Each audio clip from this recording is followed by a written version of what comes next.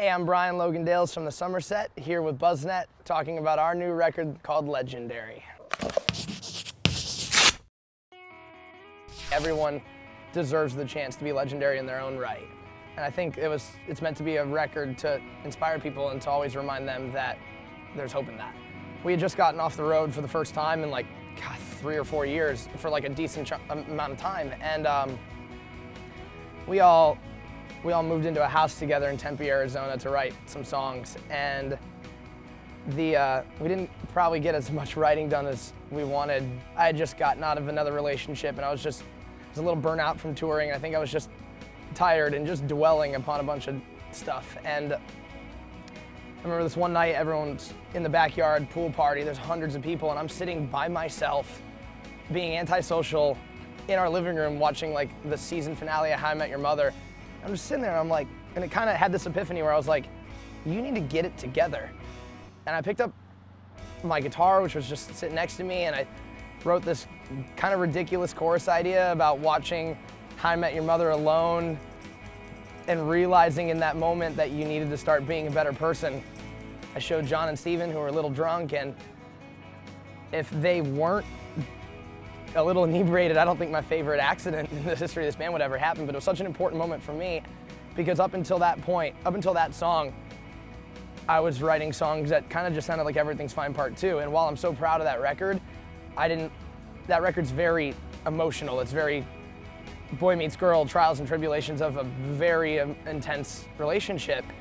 And I just gotten out of another relationship and I was off the road, and we were just writing these songs that just had so much inner conflict and were so much upon not being able to let go of things. And the minute Legendary was written, it was as if I was free from that.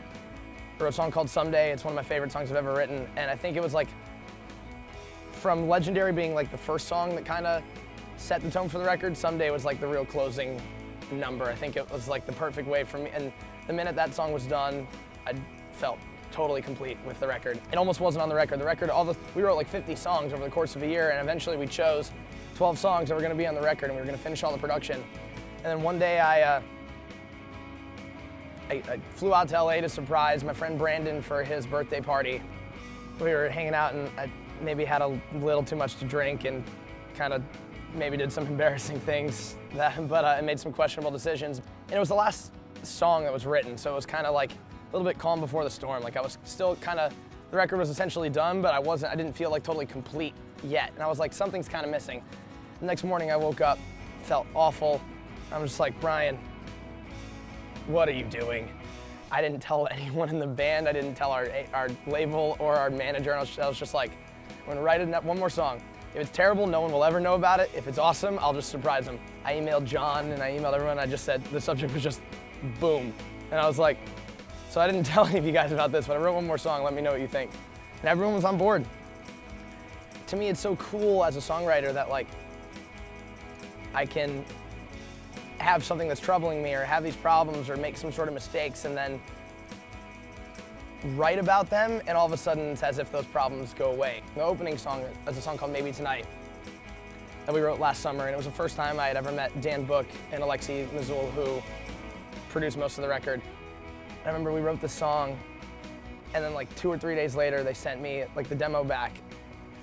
And we've been a band for 6 years, but in this moment it was I was hearing my band for the first time. It was holy shit, that is what the Somerset's been trying to sound like all along, and that was the coolest feeling in the entire world. That was magic. We really wanted to make a record that was inspiring people to feel alive. I think there's just not enough of that. So I think releasing Maybe Tonight in conjunction with launching our Half Moon Kids project was one of my favorite things we've ever done. I think they just went so hand in hand together. We had the #1 trending topic on Twitter above Brad Pitt and Oscars 2013. I'm sitting here how is this even possible? That was a pretty surreal feeling, to have people talk, and it's my favorite song I've ever written. It's to have people respond so quickly and so positively to that song as if they needed it. And with the video, I'm so proud of the video, and we're not even in the video, but it's my favorite video we've ever done. It just feels so youthful and so alive, and I think that's what the Half Moon Kids is all about. The proudest thing for me as far as this band is this record. I think just as a whole, it feels we finally got it right. I guess maybe third time really is a charm. It's like, this is our third record, but it feels like the first one all over again, and that's the coolest feeling in the world. We've been in band for six years. That blows my mind too. Like the fact that I was 17 years old. If you'd have told me at 17 when I was still in high school, that 6 years later I'd be still in this band, or doing this, or sitting here with my orange juice and talking to you about a record that we've got coming out next week, I probably would have called you a liar. I'm really proud of everything we've done, and I think this is just the beginning of it.